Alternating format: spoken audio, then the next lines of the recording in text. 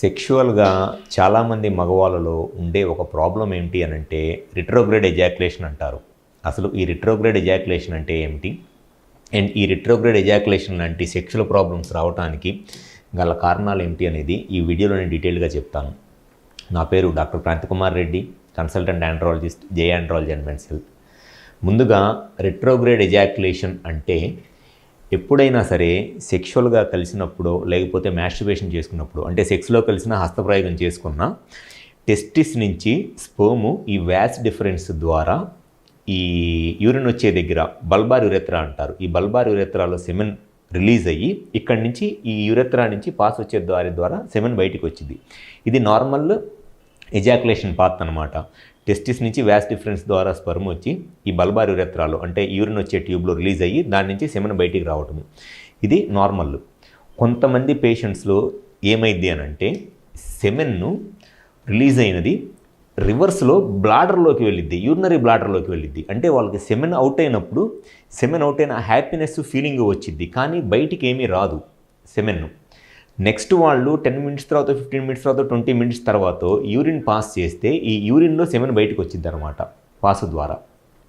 So సెమెన్ను నార్మల్గా రావాల్సిన పాత్లో బయటికి రాకుండా ఇట్లా రివర్స్లో బ్లాడర్లోకి వెళ్తే దాన్ని రిట్రోగ్రేడ్ ఎజాక్యులేషన్ అంటారు. అంటే సెమెన్ను రిట్రోగ్రేడ్ అంటే వెనక్కి వెళ్ళటం అనమాట, బయటికి రాకుండా వెనక్కి వెళ్తుంటే దాన్ని రిట్రోగ్రేడ్ ఎజాక్యులేషన్ అంటారు.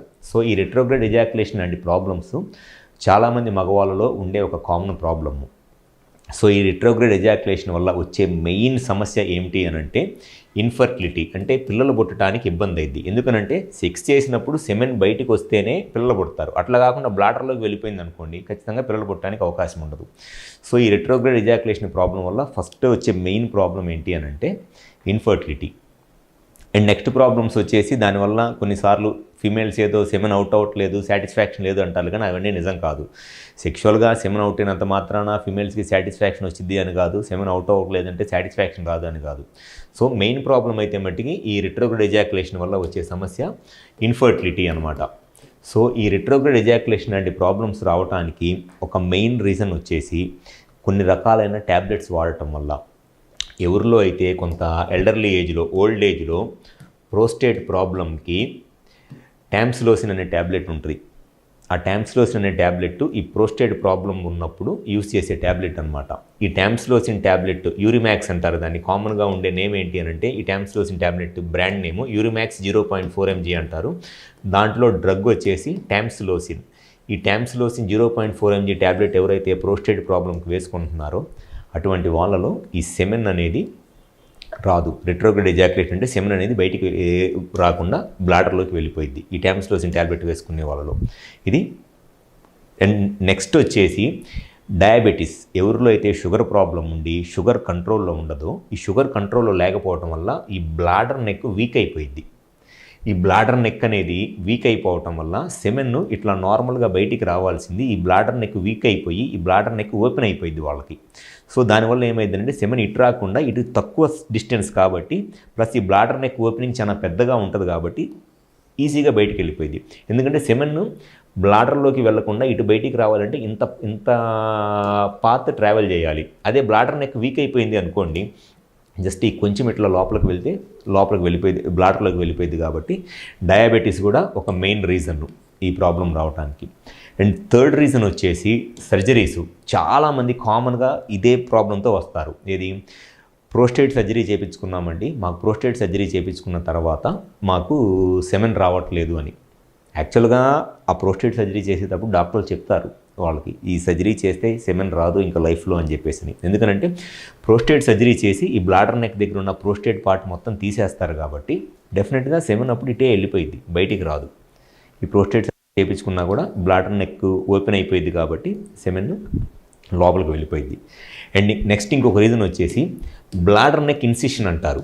బ్లాడర్ నెక్ ఇన్సిషన్ అంటే కొంతమందికి ఈ యూరిన్ వచ్చే ఈ బ్లాడర్ దగ్గర ఈ బాగా టైట్గా ఉండటం వల్ల వాళ్ళకి యూరిన్ పోసుకోవడానికి ప్రాబ్లం వచ్చింది. ఆల్మోస్ట్ 15-20 ఇయర్స్ ఏజ్ గ్రూప్లో ఉన్న వాళ్ళకి కూడా ఈ బ్లాడర్ నెక్ టైట్గా ఉండటం, దీన్ని బ్లాడర్ అవుట్లెట్ అబ్స్ట్రక్షన్ అంటారు. BOO లేదా బ్లాడర్ అవుట్లెట్ అబ్స్ట్రక్షన్ అంటారు. ఈ బ్లాడర్ అవుట్లెట్ అబ్స్ట్రక్షన్ ఉన్నా లేకపోతే హై బ్లాడర్ నెక్ అంటారు.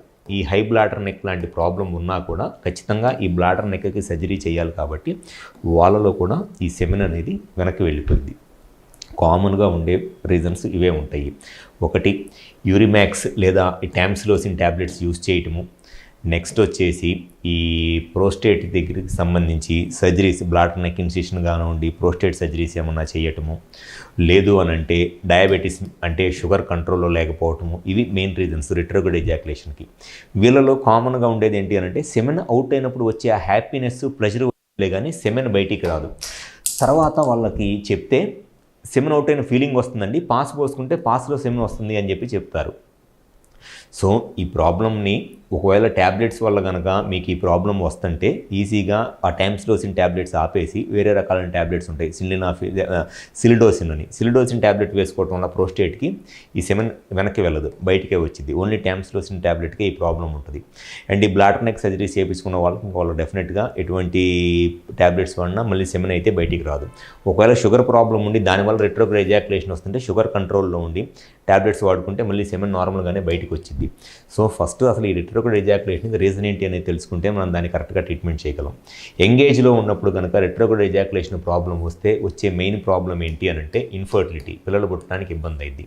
సో ఎవరైతే ఈ సెమెన్ బయటికి రాక లేదంటే సెమెన్ కనుక పాస్లో వస్తుంది, పాస్ పోసుకున్న తర్వాత సెమెన్ వస్తుంది, సెమెన్ అవుట్ అయిన ఫీలింగ్ వస్తుంది కానీ సెమెన్ బయటికి రావట్లేదు అనుకుంటున్నారు, ఈ రిట్రోగ్రేడ్ ఎజాక్యులేషన్ అంటే ప్రాబ్లం ఏమైనా ఉందేమో చెక్ చేయించుకోవాలి. సో ఎవరైతే ఇటువంటి ప్రాబ్లమ్స్ ఇబ్బంది పడతా మీ సైడ్ నుంచి ఈ ప్రాబ్లమ్కి రీజన్ తెలుసుకుని ట్రీట్మెంట్ కావాలి అనుకుంటే ఒకసారి మా హాస్పిటల్కి వచ్చి కన్సల్ట్ అవ్వండి. మాకు విజయవాడ, వైజాగ్, రాజమండ్రి, నెల్లూరు మరియు కర్నూలులో బ్రాంచెస్ ఉన్నాయి.